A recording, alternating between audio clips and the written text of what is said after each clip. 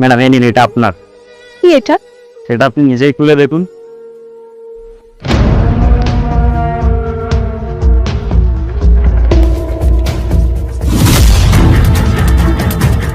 Suspension letter? কিন্তু কেন?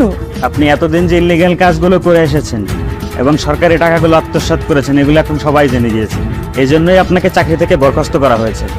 আর হ্যাঁ, আপনার বিরুদ্ধে আইনগত ব্যবস্থাও নেওয়া হবে। জুয়েলকে একটা ফোন দিই। আমি কল করেছি কতবার, তুমি কল ধরছো না কেন? কি হয়েছে তোমার বলো তো? তোমার ফোন ধরা ছাড়া কি আমার আর কোনো কাজ নাই? তুমি এভাবে বলছো কেন? তুমি কি জানো আমাকে চাকরি থেকে সাসপেন্ড করে দিয়েছে, আমার বিরুদ্ধে আইনি অ্যাকশন নেওয়া হয়েছে। তুমি কিছু করো। হ্যাঁ, তো আমার কাছে কেন এসেছো?